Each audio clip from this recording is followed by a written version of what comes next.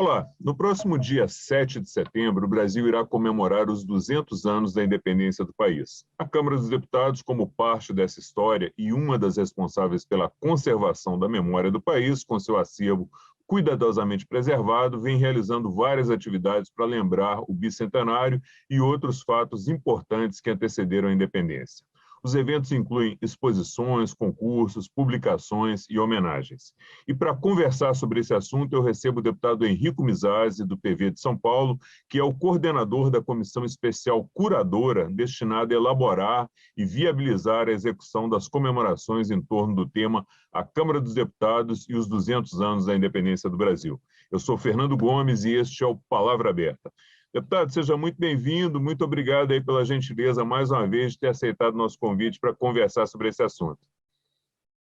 Fernando, eu que agradeço o convite para estar aqui no Palavra Aberta, batendo um papo contigo, e agora que a gente se aproxima cada vez mais da comemoração do bicentenário, né?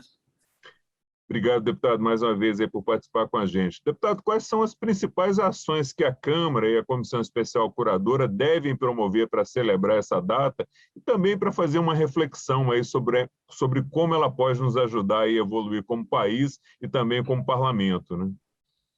Perfeito. Em primeiro lugar, Fernando, é importante lembrar o que já foi feito também, porque a Câmara dos Deputados se antecipou bastante na preparação à comemoração do bicentenário.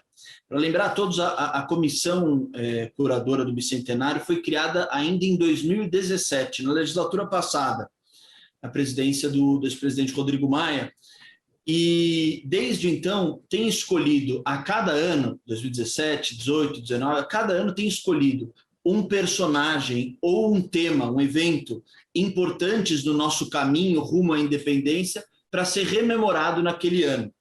Então nós já rememoramos a figura de Dona Leopoldina, imperatriz do Brasil, de Dom João VI, de José Bonifácio, rememoramos a Revolução do Porto, as eleições dos primeiros deputados para representarem o Brasil nas Cortes de Lisboa. Então, a cada ano nós temos feito publicações de livros de divulgação histórica, do conhecimento histórico, lançamento de selos comemorativos em parceria com os Correios, uma exposição no corredor ali da Câmara dos Deputados, naquele corredor que leva ao Salão Verde, e também sessões solenes e palestras em torno desse tema a cada ano. De maneira que nos últimos anos nós fomos recompondo, acompanhando o itinerário da nação brasileira rumo à independência, a partir de uma análise e de uma rememoração dos principais personagens e eventos históricos que nos fizeram a nação independente, com o Grito do Ipiranga no dia 7 de setembro. A gente fez isso porque nós temos consciência de que o 7 de setembro não é um evento isolado, né, Fernando? Nada na história é um evento ao acaso. É fruto de uma maturação grande, de uma, vamos dizer assim, a independência é um processo, não é um dia e um grito às margens do Rio Ipiranga, mas é um processo de maturação da nacionalidade brasileira e de independência frente a Portugal. E para esse ano nós vamos continuar a aprofundar o que nós já temos feito. Nós escolhemos, evidentemente, para 2022, o tema de Dom Pedro I e o processo da independência, e o ano da independência. E nós estamos planejando, além do que nós fizemos nos outros anos, que a gente fez, vamos fazer esse ano também, selo comemorativo, publicação de 2 livros sobre Dom Pedro I e sobre a independência, livros de divulgação histórica, vamos fazer sessão solene, palestras. Nós estamos organizando, para o final de junho, um grande seminário aqui na Câmara dos Deputados para refletir sobre a independência, sobre os temas mais próximos à independência, tanto numa visão histórica como numa visão atual e de perspectiva para o futuro. Porque os temas de uma nação são sempre, os desafios vão mudando, mas os temas de fundo são sempre os mesmos. A gente hoje está debatendo liberdade, estamos debatendo a forma de organizar melhor o Estado, a unidade nacional, a participação da sociedade civil, a integração de grupos dentro da nacionalidade e da sociedade, que são temas que na independência já se discutia, num ambiente muito diferente, numa conjuntura histórica diferente, mas o tema pode ser refletido hoje e olhado para o futuro.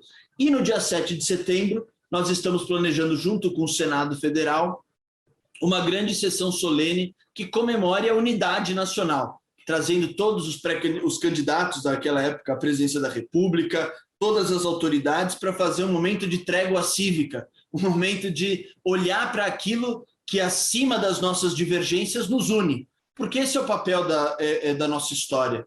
Né? Por que a gente estuda história? Por que a gente lembra da nossa história? Para nos lembrarmos constantemente das razões pelas quais nós estamos juntos, Fernando. As razões que fazem de nós uma comunidade política, uma nação no tempo e no espaço. Se nós perdemos a dimensão histórica, a gente perde a capacidade de entender e interiorizar as razões que nos fazem, que nos unem. E isso é fatal para uma nação. Então, o Bicentenário tem essa missão de, acima de divergências pontuais e momentâneas, nos lembrar dos grandes fatos históricos e dos grandes valores que nos fazem ser o Brasil. Ok. Deputado, nesses 200 anos, né, o Brasil foi tendo aí diferentes formas de governo, de Estado, e agora a gente está discutindo aqui na Câmara semipresidencialismo, né? Qual a importância desse debate agora no âmbito dessa comemoração dos 200 anos na avaliação do senhor? Olha, Fernando, a importância do debate é decisiva, porque nas formas de governo e nos sistemas de governo se joga muito da estabilidade, da capacidade da nação se governar a si mesma, né? Nós, na nossa história independente, tivemos duas fases muito marcantes. De 1824, né, com a primeira Constituição, até 1889, nós fomos uma monarquia, inicialmente uma monarquia com poucos elementos de parlamentarismo, mas isso, ao longo da experiência do Segundo Império, foi crescendo, principalmente a partir de 1847, com a criação do cargo da presidência do Conselho de Ministros. E, paulatinamente, a Constituição de 1824, que não era parlamentarista na sua letra fria, passou a incorporar elementos parlamentares e elementos mais liberais, vamos dizer assim, sob o reinado de Dom Pedro II. Isso durou até 15 de novembro de 89. Uma monarquia que, se não era parlamentarista, tinha paulatinamente integrado, incorporado elementos parlamentares, né? O governo sendo responsável perante a Câmara, etc. Em 1889, a gente dá uma virada total no jogo. A gente deixa de ser uma monarquia parlamentar unitária e passa a ser uma república presidencialista federativa, que nós somos até hoje. E, claro, a república presidencial, ela tem suas características, o presidencialismo forte, né, o presidencialismo à la Estados Unidos da América, que se manteve basicamente até hoje em todas as constituições republicanas que tivemos, e não foram poucas. A gente teve 1891, tivemos 34, 37, 46, 67 e 88. São 6 constituições republicanas nas quais nós replicamos a mesma forma de governo. E na minha avaliação, e na avaliação de muitos historiadores e muitos cientistas políticos, o nosso presidencialismo ele tem características que causam crises políticas cíclicas, né? Em primeiro lugar, porque o presidente cumula funções extraordinariamente grandes. O presidente da República é chefe de Estado, é chefe de governo, é chefe da administração pública, nomeia milhares de cargos Brasil afora, e depois a relação entre o presidente e o Congresso e a formação da maioria parlamentar é sempre uma relação muito marcada por atrito, porque a maioria é formada a posteriori, né? Pauta por pauta. O presidente não é fruto de uma maioria parlamentar, ele tem que, uma vez eleito, construir a sua maioria parlamentar. E isso gera crises. Terceiro ponto, nós não temos um poder moderador, a gente não tem quem exerça a função arbitral do sistema político. Essa função fica meio solta, às vezes o Exército faz, às vezes o Supremo Tribunal Federal, e nós não temos um chefe de Estado que é puramente chefe de Estado para exercer um poder moderador e arbitral. Bom, o semipresidencialismo ele serve para discutir esses problemas. Não é que o semipresidencialismo seja perfeito, seja a solução, a panaceia para todos os problemas do Brasil, não é. Mas ele racionaliza o processo de governança do país, ao separar a chefia de Estado e chefia de governo, ao fazer com que o governo seja fruto de uma maioria parlamentar, ao criar o chefe de Estado com funções arbitrais, ele racionaliza a forma de governar o país, né? E por isso eu acredito que seja uma discussão muito importante a ser feita e, claro, precisa ser feita não no âmbito do Congresso somente, precisa ser feita com a sociedade civil, porque o regime de governo, o sistema de governo, é o coração da legitimidade democrática de um país. Isso não pode ser definido só num grupo de trabalho. Tanto é que o presidente Arthur Lira, consciente disso, tem pedido, e nós temos organizado um grupo de trabalho, seminários com a sociedade civil, para trazer esse debate e ver se a sociedade também compra a ideia e quer uma modernização do sistema político para 2030. Pelo amor de Deus, a gente não está falando para fazer isso a partir do ano que vem. É 2030. Vai ter uma vacatio legis de 8 anos para não mexer na disputa política momentânea, mas para ser um debate sereno, um debate racional sobre a melhor forma de agenciar, de distribuir as funções de governança no país. E, deputado, obrigado. Infelizmente, o tempo já está chegando ao final aqui, né? Dava para a gente conversar mais meia hora aqui sobre os assuntos, mas vou deixar aí mais um minuto ainda para o senhor fazer as considerações finais e a gente encerrar. Olha, Fernando, eu queria, nesse clima de bicentenário,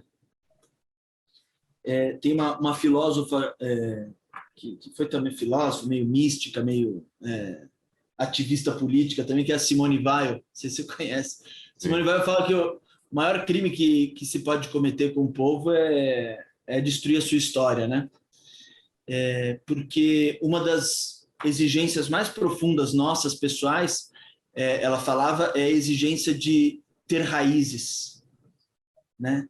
O ser humano tem a necessidade de ter raízes, e raízes numa família, raízes numa comunidade, raízes num país.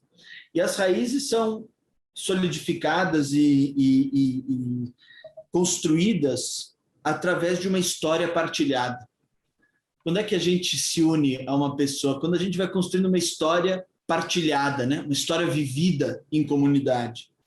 Então, que esse bicentenário sirva a todos nós e à Câmara dos Deputados como um momento não de apagar os erros da nossa história, não de ser ingênuo e achar que não houve problemas, porque houve e haverá, mas para valorizar o nosso caminho juntos, um caminho com dificuldades, um caminho com tristezas, mas um caminho também que nos deixou com um dos maiores países do mundo, com um território gigantesco, com um povo maravilhoso em que todas as nações do mundo se sentem em casa e com uma capacidade de força criativa e de unidade nacional que poucos países na história tiveram. Essa é a nossa força e que o bicentenário sirva para nós tomarmos mais consciência desse fato. Obrigado.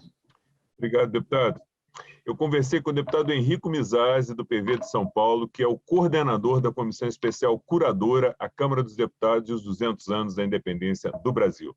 Se você quiser assistir novamente a este ou a outros dos nossos programas ou ter mais informações sobre esse assunto, é só acessar o site da Câmara, câmara.leg.br, ou as nossas páginas oficiais nas redes sociais, no YouTube e no aplicativo Câmara ao Vivo no seu celular. A você que nos acompanha, muito obrigado pela sua audiência, um forte abraço e até a próxima.